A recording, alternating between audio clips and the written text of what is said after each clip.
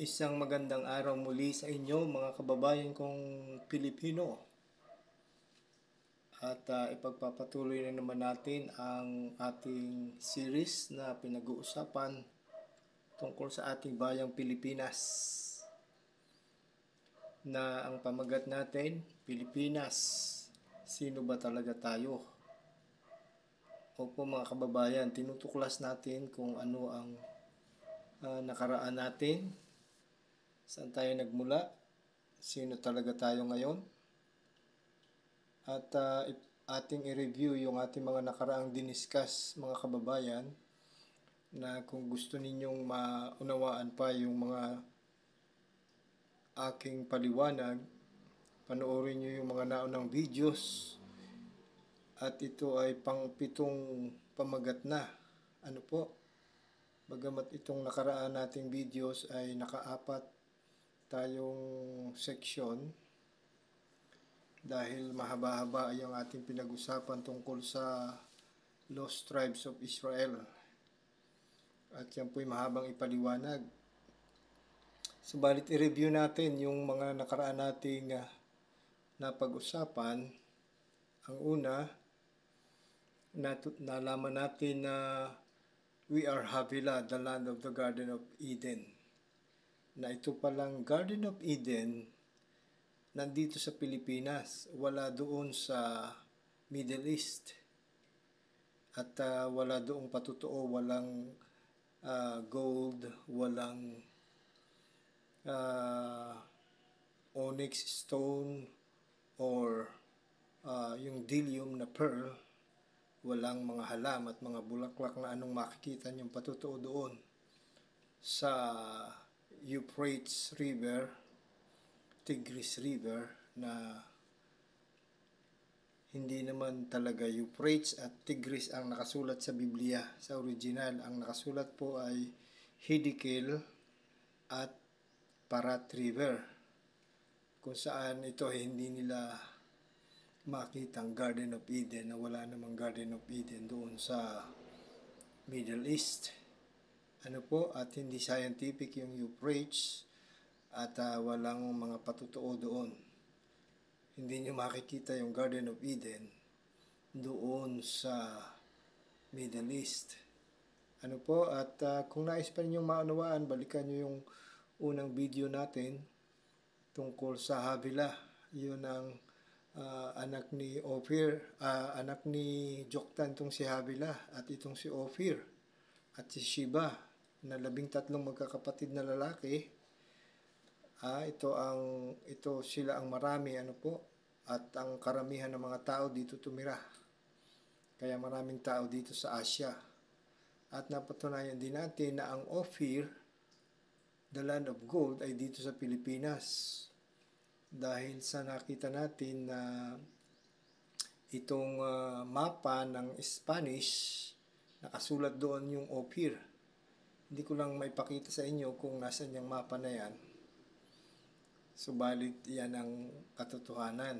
At nung hinanap nila yung Ophir, si Columbus ay doon nakarating sa Amerika at frustrated siya kasi wala siyang nakitang mga land of gold at walang mga gold ang mga tao. Subalit si Magellan nung nakarating ng Pinas ay tuwang-tuwa dahil puro nakasuot ng gold ang katawan ng mga tao. Ano po? At ang mga tao dito sa Pilipinas, kahit ordinaryong tao ka raw, ay may mga gold ang katawan. At yan ay historical mga kababayan, yan ang katotohanan. At may drawing doon sa Boxer Codex na sila mismo ang nag-drawing yan mga kababayan, mga Espanyol, hindi Pilipino. Din-drawing ng mga Espanyol ang hitsura ng mga taong nakatira dito, mga pinuno, mga ordinaryong tao. Kaya naman yung movie na Amaya doon sa GMA, makikita ninyo doon na ang kanilang pinapakita doon yung kasaysayan ng Pilipinas, kung paanong mayaman sa ginto ang mga tao na nakatira. At yung Ophir, yan din ang nakasulat sa Biblia, kung saan nangunguha ng ginto si Haring Solomon. Ano po? Ang Ophir na yan, hindi yan sa India, hindi yan doon sa Africa o sa Ethiopia. Kasi ibang Ophir yung kanila at hindi na kailangan mamangka ni Haring Solomon kung yun doon ang Ophir. Ano po, mga kababayan. At ang pangatlo nating pinag-usapan, itong Queen of Sheba, na itong Sheba po, ito yung Cebu. Ang sabihin ng Sheba ay number 7. At ang Cebu ang Queen City of the South, Region 7, na hindi yan nagkataon lamang mga kababayan. Na itong si Sheba at si Ophir at si Havilah magkakapatid po yan. Ano po? At nakita rin natin nung nakaraan na itong Pilipinas, bagamat galing kay King Philip, sa Tagalog ay Pili-Pina. Pilipina. Pili, pinili, chosen, ang pina ay corner. The chosen corner or the miraculous cornerstone or the secret cornerstone. Ito pong Pilipinas. At nakita rin natin na we are Maharlika, the bride of God. Na ang ibig sabihin ng mahar sa Hebrew ay bride. Ang lika ay, ang ibig sabihin ay his bride. Na ang mga lost tribes of Israel, kung sila ang tumira dito, sila ang tumawag sa kanilang sarili na sila ay Maharlika, bride of God. Alam nila na sila ang bride of God. Ano po? At sino ba ang bride of God sa buong mundo, mga kababayan? At napakalalim nito mga kababayan. Ano po? Ang sinasabi ko sa inyo, hindi hula-hula, hindi joke. Ano po? Kundi may mga patutuong biblical, historical, may mga patutuong ito pang ipapakita ko sa inyo ngayon na mga hula na nandito eksakto sa Pilipinas. We are Yahudim, the lost tribes of Israel. Na yung nakaraan po nating videos dito, napakahaba, 4 na section. Dahil sa mahabang usapin ito, yung tungkol sa lost tribes, na pinakita natin kung anong nangyari doon sa 10 tribo ng Israel na nahiwalay sa Kingdom of Judah, na alam natin yung Israel nahati sa dalawa. Ano po? At ang 10 tribes ay dinala ni King Shalmaneser sa Assyria, at ang 3 tribes, kaya po 3 ay 13 tribes yan, dahil yung tribes of Levi ay inihiwalay ni God. Ano po? Kaya yung 3 tribes, yung Kingdom of Judah, Southern Kingdom, naiwanan yun sa Israel at sila yung mga pumunta sa Babylon. At itong 10 tribes, sila yung ang pinuntahan nila po ay Assyria, kasi doon sila dinala, doon sa Kurdistan, Assyria, at sila ay umalis doon. Siyempre, nung namatay na ang hari, at meron na silang chances na umalis, sila ay umalis sa Assyria, nagtungo sa Qatar. Doon mula sa Qatar na mangka, sinakyan nila ang mga ships of Tarshish, nagtungo sila sa Pilipinas, mga kababayan.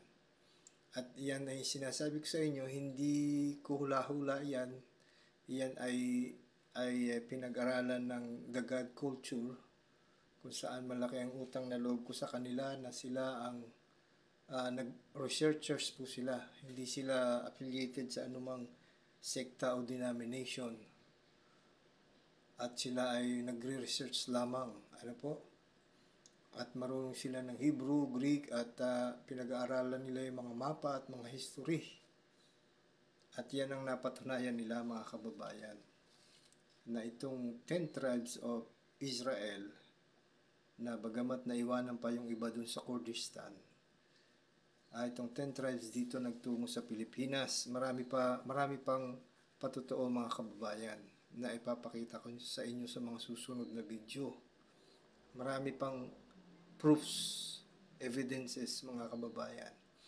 At sino ba itong synagogue of Satan?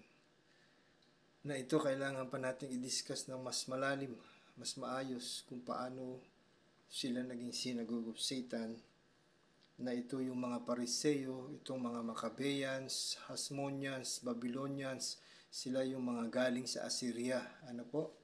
Doon sa 2 Kings chapter 17, ano po, kung nais pa nyo maliwanagan, basahin nyo yung buong chapter ng 2 Kings 17. Ano po, kung paanong nagkaroon ng swap yung mga tao, pinagpalit ni Haring Shalmaneser.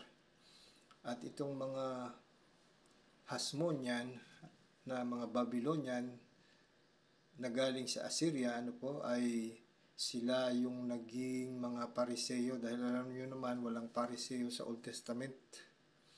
Sila yung mga naging Sadduceo, Essenes, yung mga nanguna sa templo, at sila ang tinatawag ni Jesus sa Revelation 2:9 and 3:9 na synagogue of Satan who called themselves Jews. Ano po? When they do lie, sila ay nagsisinungaling. Na alam naman din natin na itong Zionism ay mga padala ng Rothschild.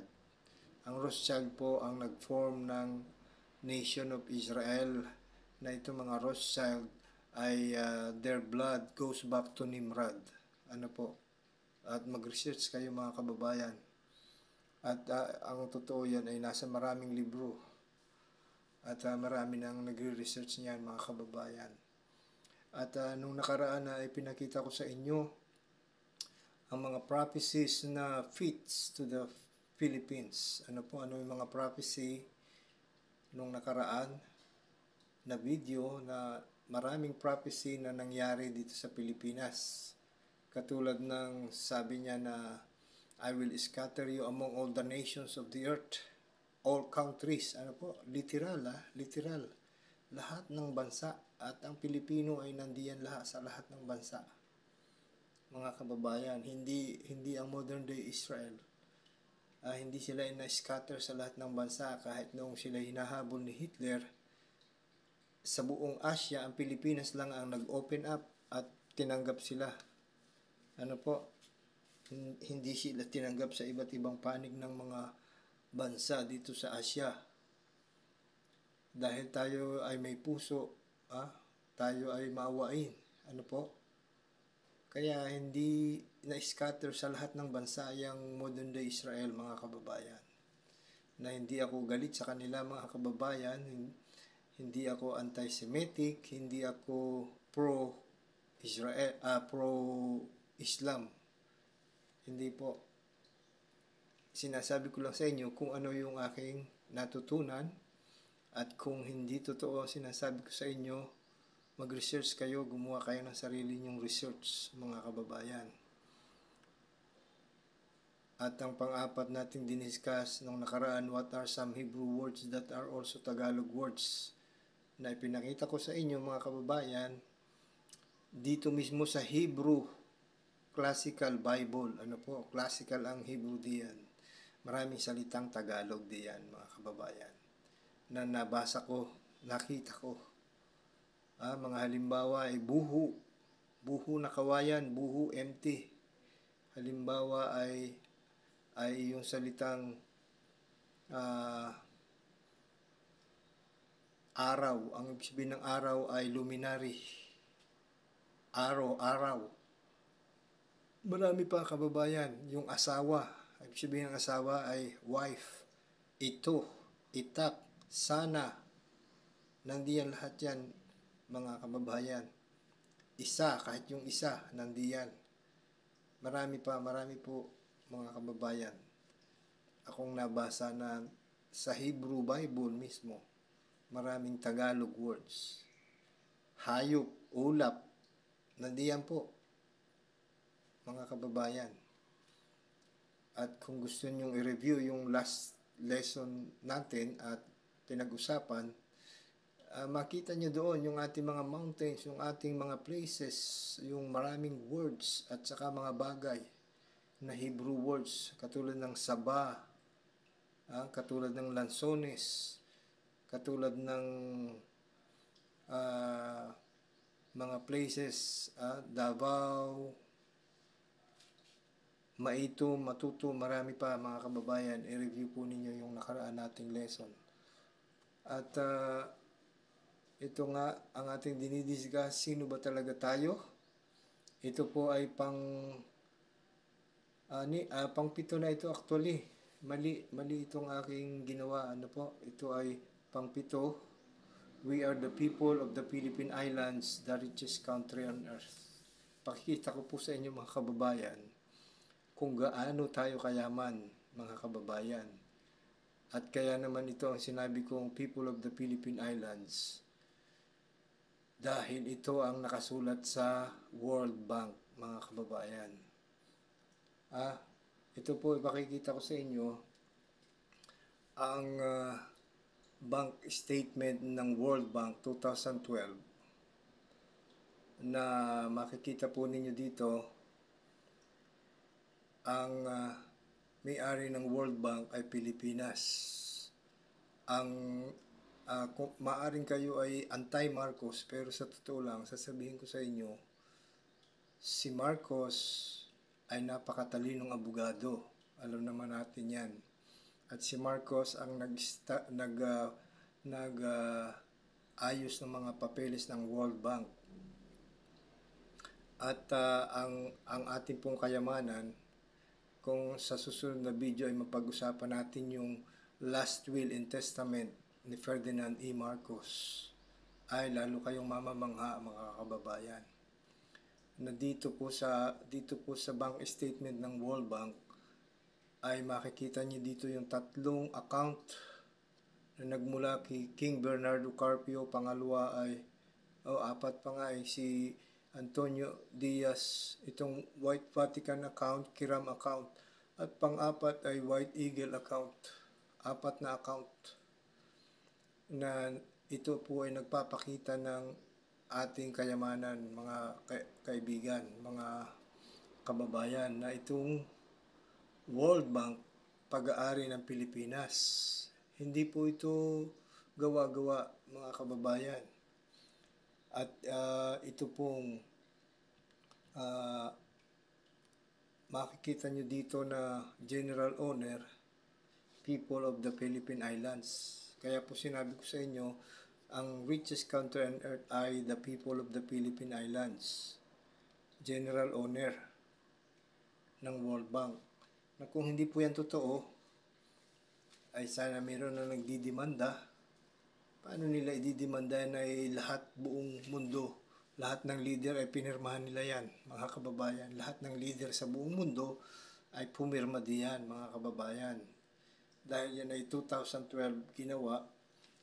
At kung nais ninyong maniwala talaga o hindi kayo kumbinsido, ipakikita ko sa inyo yung totoong website, na marami pa yung website.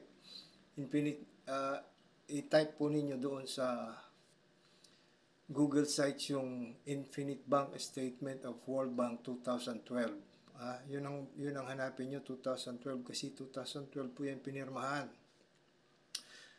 At ito po ang lalabas. Pare-pareho lamang sila, ano po. At makikita ninyo ang may-ari ng passport ay taga Hagunoy, Bulacan. Ano po? Yan, no? Rizal Street, San Sebastian, Hagunoy, Bulacan.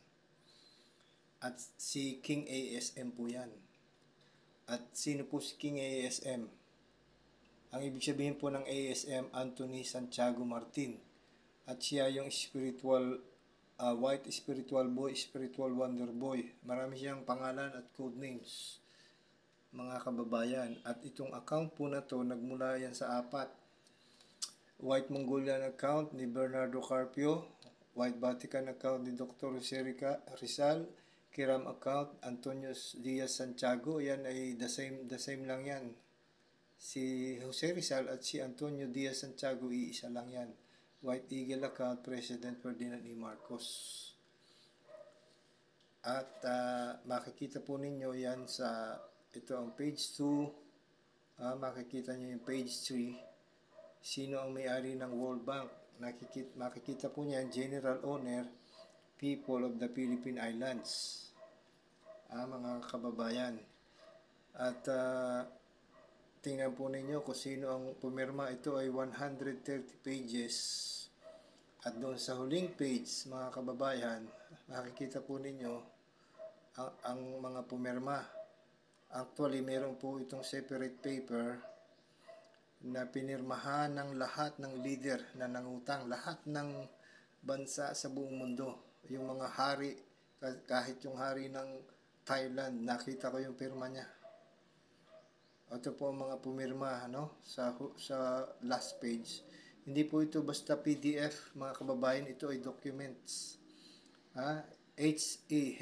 His Excellency President Robert Sulek, the World Bank Group. Her Majesty Queen Elizabeth Windsor, British Royal Family. Yan, sila ang pumirma niyan. The United Nations Organization, Ban Ki-moon. Si Ban Ki-moon ang Secretary General noon eh.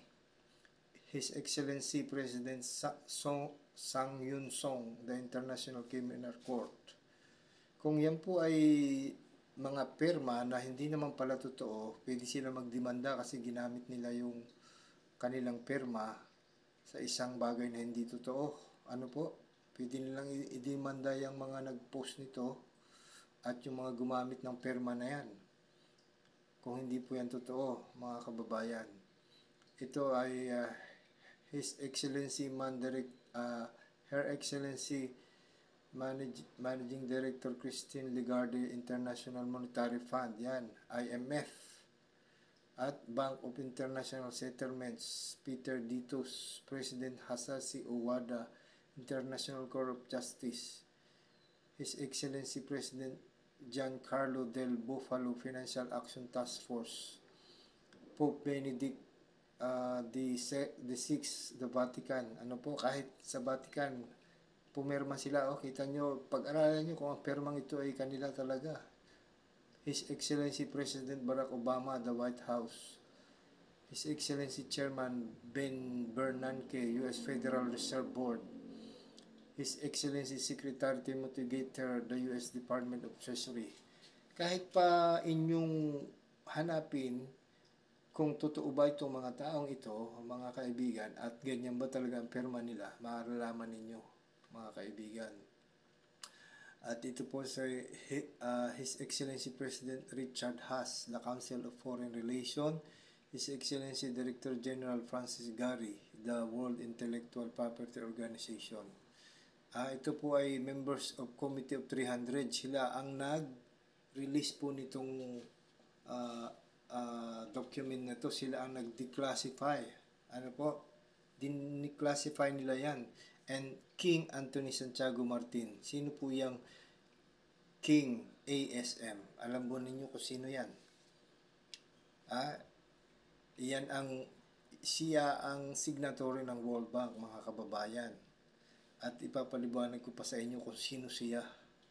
Dahil siya ay talagang misteryosong tao, mga kababayan, na sinasabi ko nga sa inyo, mas madugo pa, mas malalim pa itong ating pinag-uusapan, mga kababayan, na hindi ako naghuhula-hula lamang, mga kababayan, na kung ayaw ninyong maniwala dito sa aking pinapakita ay halimbawa ayaw mo itong website na ito, pumunta ka sa iba, humanap ka ng iba at makakakita ka ng the same thing. Basta hanapin mo lang yung Infinite Bank Statement ng World Bank, mga kababayan.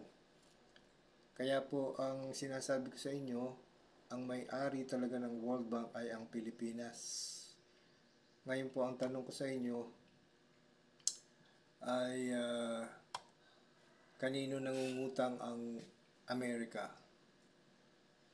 Ang sabi nila ay may utang daw ang Amerika sa China ng mga 800 billion US dollar. Billion lang yun eh. Ang utang ng Amerika ay 34.4 trillion. Kanino po nangutang ang Amerika? Sabihin na natin sa World Bank. Kanino ngayon ang World Bank kung ang World Bank ay sa Amerika, nangungutang sila sa sarili nila? Ngayon po, tatanong ninyo bakit may utang din ang Pilipinas? Ayan po ang katotohanan, may utang ang gobyerno natin sa World Bank.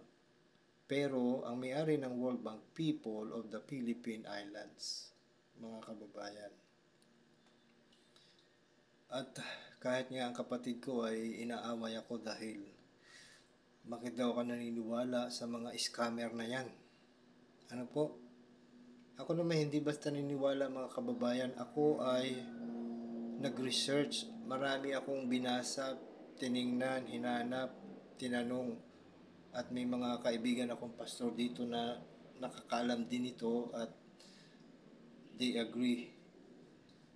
At itong sinasabi ko sa inyo mga kababayan, hindi hula-hula, mayroong mga documents na sa mga susunod pa, lalo na kung madidiscuss natin yung last will and testament ni Ferdinand E. Marcos, lalo kayong masyasyak mga kababayan. Meanwhile, ang gusto kong ipakita sa inyo ay may mga hula, ano po? May mga hula ang Biblia na natupad dito sa Pilipinas. Lalo na yung hula tungkol sa kayamanan. Ano po? Mamaya natin i-discuss yung mga gaano kayaman ng Pilipinas. Ano po? Tingnan muna natin ano ang mga ito ay some prophecies lang mga kababayan na sinabi ng Biblia. Si Deuteronomy 28 verse 12, sabi niya, the Lord will open to you the good treasure, the heavens, to give the rain to your land in its season, and to bless all the work of your hand. You shall lend to many nations. Yan, the Lord will open to you the good treasure. Ano po? Ito po, I promise you, the Lord gave us the treasure. Yung isang halimbawa na nga lang, noong nagkaroon ng World War II, dito dinala ng mga Japanese ang mga iba't ibang gold galing sa iba't ibang bansa. Na doon sa kwento ni Marcos, galing din dito yung mga gold na yan. At ibinalik nila dito. At dito rin nakarating sa Pilipinas yung mga gold na mula pa kay Haring Solomon, na inipon ng Roman Empire, na dito rin nakarating mga kababayan. Kahit yung trono mismo ni Haring Solomon nandito sa Pilipinas, mga kababayan. Subalit hindi ko lang masabi kung nandito yung Ark of the Covenant. Hindi ko po alam. Wala akong naririnig at kahit hanapin nyo, sabi ng iba nandun daw sa Africa, sabi ng iba nandun sa ilalim ng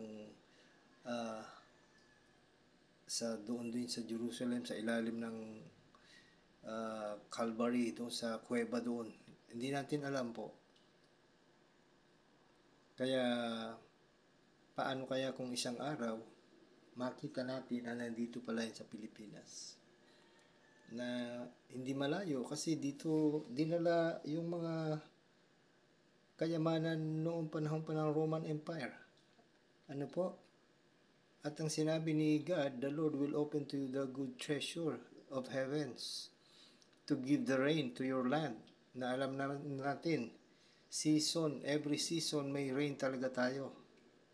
Sagana tayo sa rain, sagana tayo sa mga halaman, buhay na buhay. Kaya nga dito sa Davao, ang tawag po ay life is here.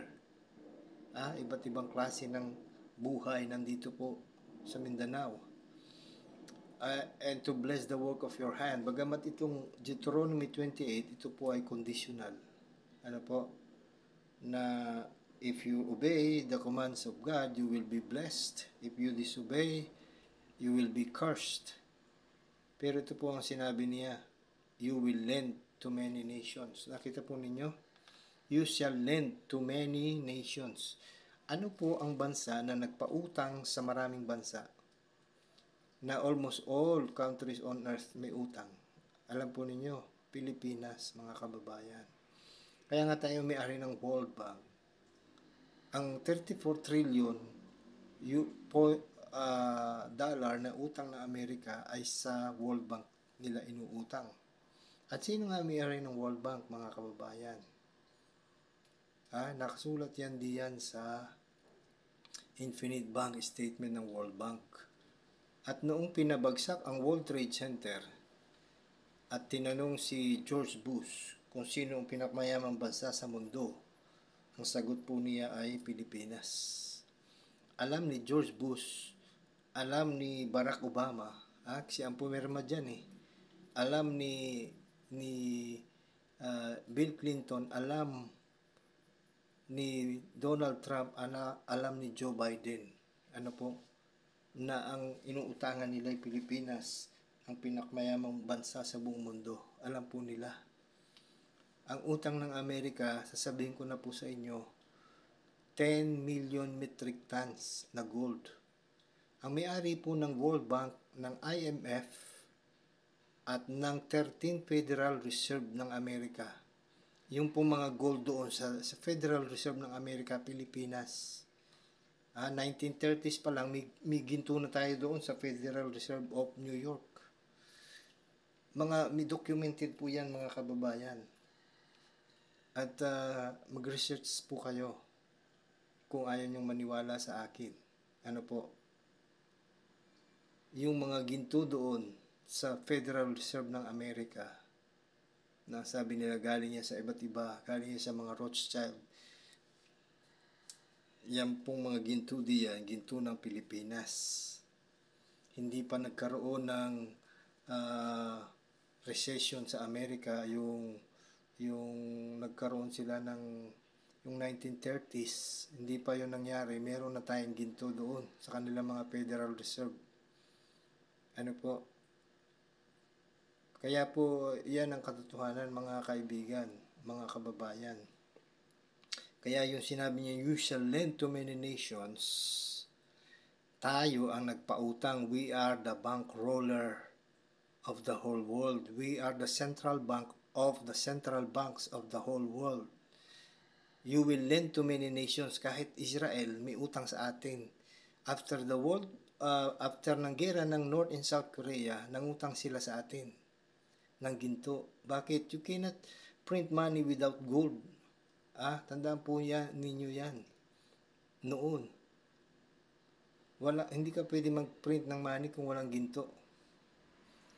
Ngayon po, kaya nagkakagera ngayon dahil gusto na nila ng gold standard. Kasi nawala yung gold standard noong panahon na 1971 na si Nixon, 71 ba yun? 72. Na yung inalis niya ang gold standard, ginawa nilang petrodollar. Petrodollar na ang usapan ng Amerika at Saudi, everyone who will buy oil from you will buy in dollar.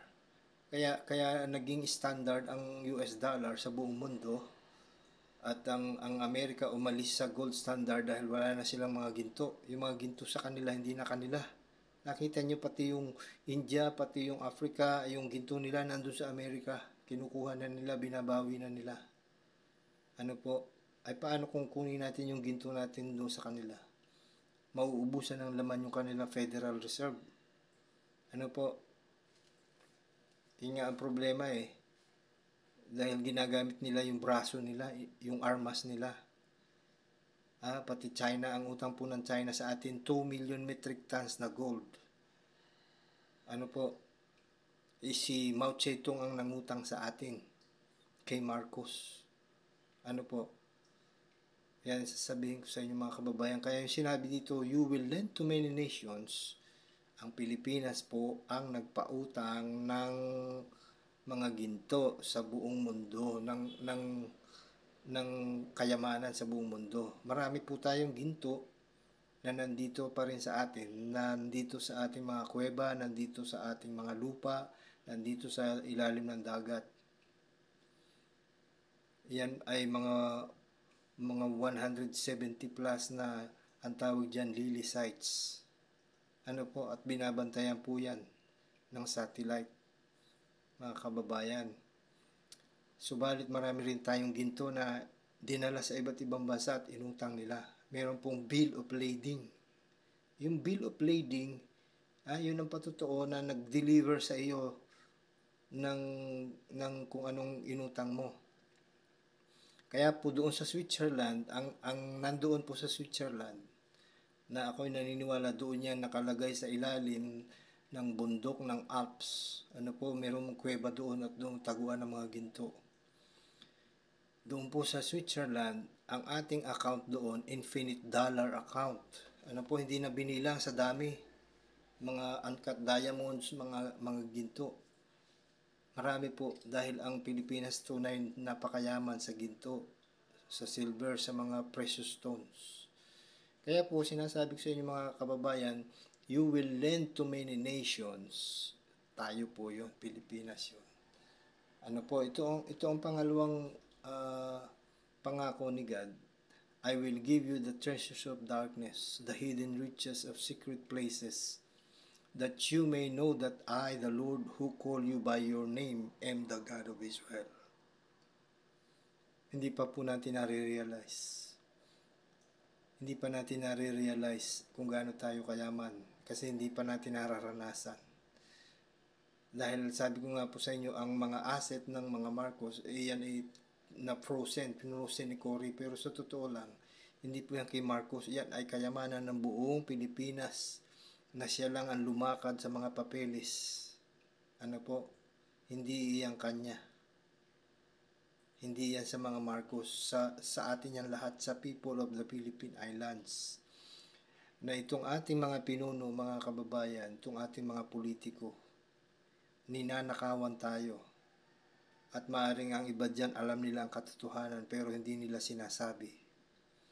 Kasi po ang alam ko nagpapadala ang World Bank sa atin ng ingreso. Ang World Bank ang sumusuporta sa atin sa mga build. Ay yung Build Better More ni Digong at ni BBM. Galing po sa World Bank ang mga perang ginagastos dyan, ang fund. Ano po? Kahit noong pandemic, mayroong binigay sa atin ang World Bank na pandemic fund.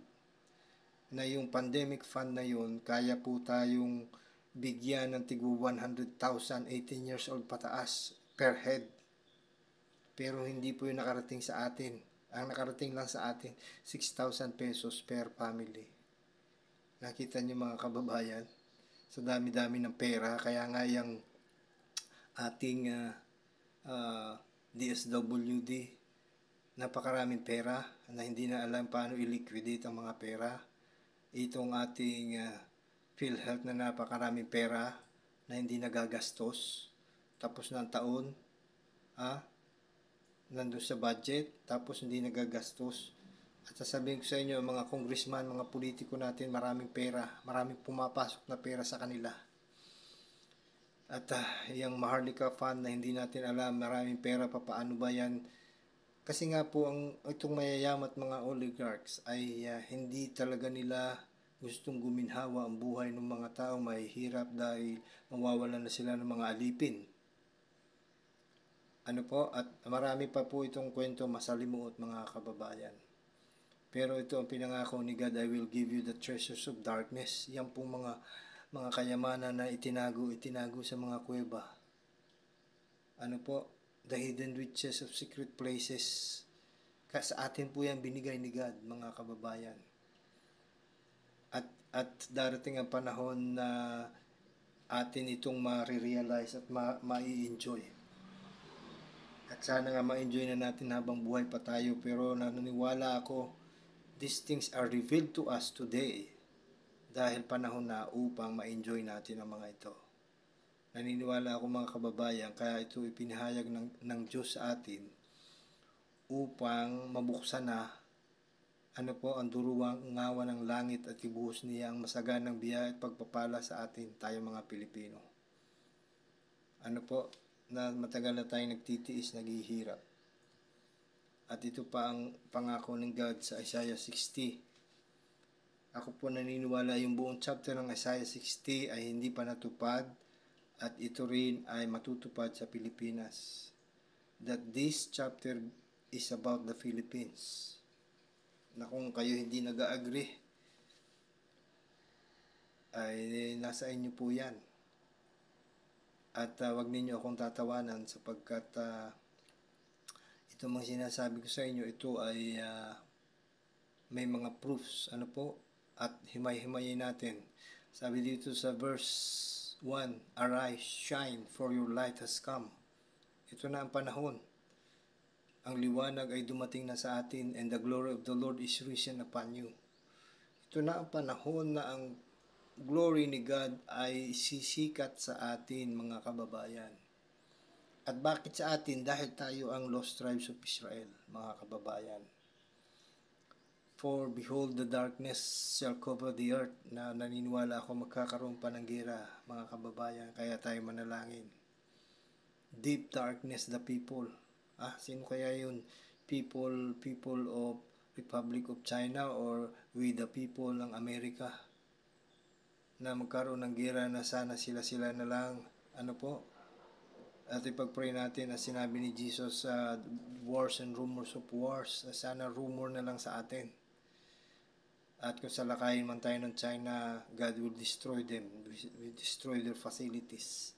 God will protect us dahil we are the people, mga kababayan. We are the people who believe in God. At yung China, they are the atheist. Pinakamalaking atheist, pinakamaraming atheist, komunista ay ang China, mga kababayan, sa buong mundo. At they do not even pray. Kung sila ay binabaha, wala, hindi siguro nananalangin ng mga yan maliban doon sa mga believer na nakatago. Mga underground believers. But the Lord will arise over you. The Lord will arise over us. And His glory will be seen upon you. Makikita ang kalawalhatian ng Diyos sa atin, mga kababayan. While doon sa Israel, they are having wars, we are praising God here in the Philippines. Nakikita naman ninyo, iba't ibang panig, iba-ibang lugar, mga Pilipino kahit sa iba't ibang bansa, we are praising God. Tayo ay nagpupuri, umaawit, sumasayaw sa Diyos. Pero doon sa Israel, anong kanila after more than 70 years? Wars and wars and wars. Gera, puro gera sila. Mga kababayan, the Gentiles shall come to your light, and kings to the brightness of your rising. They will come to us, they will greet us, they will salute us. Darating ang araw, ang panahon, mga kababayan, luluhod sila sa atin kasi mag-uuwi na yung ating mga OFW, uuwi na sila, ayaw na nila magtrabaho doon kasi mayaman na tayo dito. At makikiusap sila, wala nang mag-aalaga sa aking matatanda, wala nang magluluto, wala nang mag-aalaga sa aming mga anak, wala nang mga builders, wala nang mga nurses, wala nang mga teachers kasi mag-uuwi na mga Pilipino. Mga kababayan, dahil mauopen na ang treasures of darkness. Ang mga itinago, ang mga na-frozen na kayamanan natin, maibibigay na, mapaparanas na sa ating giginhawa na tayo at sila ang magiging nating mga katulong. Mga kababayan, itong iba't ibang lahi na umaapi sa atin, sila ay makikiusap, magmamakaawa, wala na silang mga chef. Yung mga chef doon, kahit doon sa White House, Pilipino. Yung mga nag-aalaga doon sa mga hari at prinsipe doon sa Saudi, Pilipino. Diyan sa Hong Kong, diyan sa Europe, mga kababayan. Pag nag-uwian tayo, makikiusap, magmamakaawa sila. Naintindihan ba niyo ang aking sinasabi, mga kababayan? Sabi dito, lift up your eyes all around and see. They all gather together, they come to you, your sons shall come from afar. Yun, mag-uuwian na. Mag-uuwian na sila mula sa malayo. Your daughter shall be nursed at your side. Dito na yung mga nurses, dito na sila na ang magna-nurse, ang ina-nurse nila yung mga anak nila. Ayaw na natin na yung mga nurses natin doon nagtatrabaho at nag-aalaga sa ibang mga tao, mga ibang lahi, mga matatanda at mga bastos na tao. Tayo ay nagtitiis, mga kababayan. na ito na mangyayari ito kababayan ko. Then you shall see and become radiant. Makikita po natin. And your heart shall swell with joy. Magiging masaya. Ang ating puso ay, sabi niya, it will swell. Huwag naman tayong magkasakit sa puso. With joy, sa sobrang saya natin. Because the abundance of the sea shall be turned to us. Turned to you. Mararanasan natin ang abundance of the sea, mamimina natin yung oil diyan sa Palawan, magagamit natin yung ating deuterium. Na alam ba niyo doon sa bahay ni Marcos, meron doong nakasulat G-O-D. Alam niyo yung G? Ang G doon ay gold. Tayo ang pinakamaraming gold sa buong mundo. Ang O doon ay oil. Tayo ang pinakamaraming oil. Marami tayong oil deposits, mga kababayan. D ay deuterium. Tayo may pinakamaraming deuterium na oil of the future. Pwede sa aeroplano, pwede sa kahit anong sasakyan. Ano po, alam niyo yung power ng deuterium? Isang tabo lang deuterium, ilagay mo sa isang drum na tubig. Lahat yon magiging deuterium. Ganun po ka-powerful ang deuterium. Na ang deuterium natin, we have an everlasting supply of deuterium diyan sa Mindanao Trench na hindi pa natin namimina at wala pa tayong technology, mga kababayan, or wala tayong nakakasundo. Yung mayroong gustong mina diyan pero hindi na tayo magkasundo. Someday yan ay mamimina natin at meron tayong everlasting supply. Kung gaano tayo kayaman, mga kababayan. The abundance of the sea shall be turned to you. Tayo may pinakamayamang dagat sa buong mundo, mga kababayan. Anong dagat? Atin yung pinakamarami at pinakamagagandang beach sa buong mundo. Atin ang pinakamaraming isda, maraming ibon, magagandang tanawin, magagandang bundok, maraming halaman. At sa atin nga nasa atin ang center of marine life, biodiversity on the planet. Na-realize ba ninyo yan, mga kababayan? The wealth of the Gentiles shall come to you. Ang wealth of the Gentiles, ang ibig sabihin yan, kayamanan ng mga nations ay pupunta sa atin.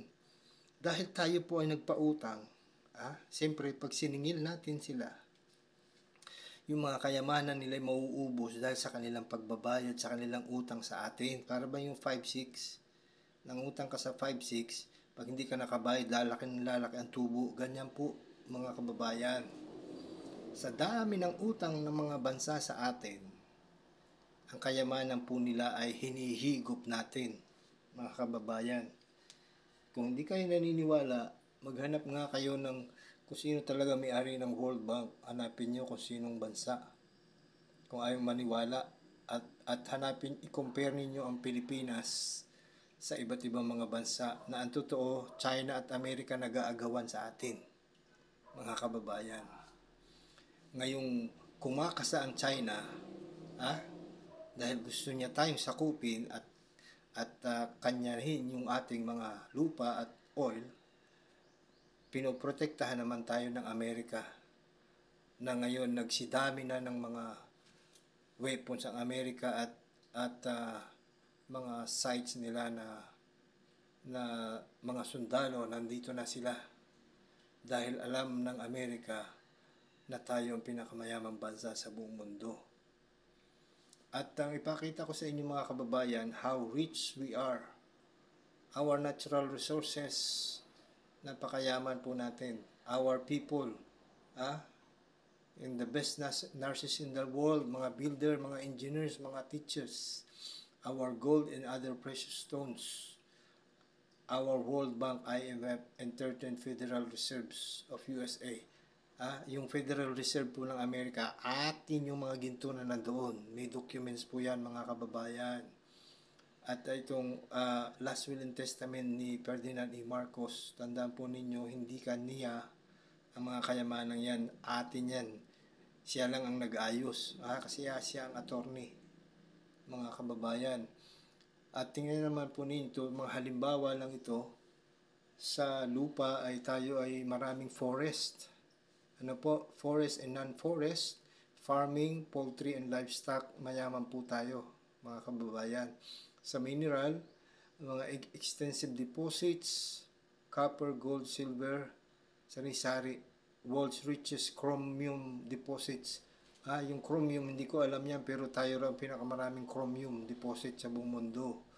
At tayo po ay napakaraming marble, mga kababayan. At sinasabi ko sa inyo, napakarami nating gold, mga kababayan. At ang totoong pera ay silver and gold. At tayo ang pinakamayaman sa buong mundo. Sa water and marine life, several big bodies of water, napakarami nating tubig, kadagatan. Tayo ay 7,100 plus islands. Ang dami nating beach, ang dami nating tubig. Ang fish production natin, tayo may pinakamaraming isda. Dito nanganganak ang mga isda, mga kababayan. Tapos kukunin ng Japan, gagawin nila sardinas, tapos ibebenta sa atin. Kabaliwan po yan, no? Na tayo ang napakaraming isda, ang mahal-mahal ng isda sa atin dahil itong ating mga pinuno ay kinukontrol nila. Kinukontrol nila ang presyo ng mga isda, samantalang pumunta ka diyan sa Samar, sa Leyte, makitulong ka lang sa paghila ng lambat, makakakuha ka ng isda, libre.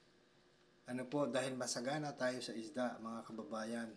At minsan ng mga isda ay pumupunta diyan sa tabi ng ating dagat at napakarami ng isda na kukuha ng mga tao. Sawa-sawa, nagliliparan yung mga isda. Ang dami po nating kayamanan, mga kaibigan, mga kababayan. Commercial, municipal, aquaculture. Napakarami. Mahirap i-discuss isa-isa, mga kababayan. Makikita ninyo ang magagandang beach, mahahaba, malilinis ang ating mga beach, ang ating karagatan. Ang pinakamagandang mag-surf diyan sa Siargao. Ang pinakamagandang diving destination sa buong mundo diyan sa Tubataha Reef. Ang magagandang mountains, ang ancient na ating Ipuga Rice Terraces. Itong ating Bohol na Chocolate Hills, ang pinakamagandang mountain. Marami tayong caves at napakaganda diyan sa Palawan. Mga kababayan, pinagpala tayo, pinagpala ang ating bansa. Mga kababayan, naiisip po ba ninyo yon? Kung gaano tayo kayaman sa natural resources. At totoo ba ang Yamashita Treasure? Totoo po. Ito ay actual footage of Yamashita Treasure recovered inside the cave. At ito ay Golden Buddha na sa loob ay maraming uncut diamonds. Ito si Imelda. Ito raw ang nakakita niyan. At itong mga drawing ng mga Espanyol na kung paanong ang mga Pilipino ay maraming suot na ginto sa katawan. Dapat ba natin yung pagdudahan, mga kababayan? At makikita ninyo itong mga diamonds na to. Ito ay atin. Isang diamond, mga kababayan, ang halaga niyan, 3 trillion US dollar. Sino bang may diamond na ganyan? Na ang diamond natin, mga kababayan, may orange, may green, may white, may purple, iba-ibang kulay, yellow. Marami tayong precious stones, mga kababayan. Mayroon pa nga tayong mga uncut diamonds na napakalaki, mga kababayan. Huwag na kayong magduda, mga kababayan, nasa atin ang wealth of the nations. Nasa atin ang treasures of darkness. Itong pearl. Ang pearl natin, marami pang pearl na hindi ganito, hindi pure ba? Maraming pearl na hindi pure, na malalaki. At hindi nila kinukonsider yan. Pero ito, mga pure ito, na ito ay 42 million US dollar. Nasa Guinness Book of Record to, mga kababayan. At ito ay 130 million US dollar. Parehong sa Palawan ang galing, mga kababayan, at parehong nasa Guinness Book of Record, kung saan nandoon ang pinakamalaking pearl. Ibig sabihin, doon nagmula ang buhay. This is the land of creation, ang Philippines, mga kababayan. Huwag na kayong magduda. Yung marble na onyx stone na kung saan ang palatandaan kung nasaan ang Garden of Eden, meron doong gold, meron doong trillium and onyx. At nasa Pilipinas yung tatlong resources na yan, mga minamahal. Yung onyx natin, yung ating marble, pinakamarami sa buong mundo. Pinakamatigas na klase ng marble. Diyan sa Romblon. Na 88 point something billion metric tons. Ano po? Billion yan ating marble. Mga kababayan. Kaya po ang Pilipinas, number 1 sa gold, number 1 sa pearl, number 1 sa onyx stone, kung saan nandoon ang Garden of Eden. Mga kababayan, kaya po dito tumira si Havilah, kapatid ni Ophir, kapatid ni Sheba, mga kababayan. At sana maintindihan ninyo po ito. Nakita na natin sa Google Sites yung mga patotoo na tayo talagang napakayaman, mga kababayan. At hindi na natin masyadong hahabaan ang ating napag-usapan ngayon. Marami pa tayong pag-uusapan na magsusunod, more about the gold of the Philippines. At marami na akong nabanggit, mga kababayan. At kung kayo nagdududa, make your own research. Make your own research. And if you believe na totoo ang aking mga sinasabi, ay salamat sa inyong paniniwala, sa inyong panonood. At ibahagi niyo ito sa ibang mga Pilipino upang malaman nila sino ba talaga tayo.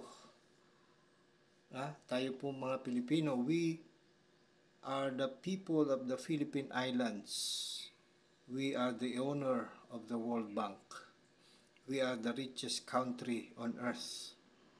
Maraming salamat sa inyo at ipag-pray natin na atin ang maranasan, atin ang ma-enjoy ang ating kayamanan na ito'y na-reveal sa atin dahil maaring ito na ang panahon na tayo manalangin, mga kababayan. Panahon na. God bless you. Goodbye.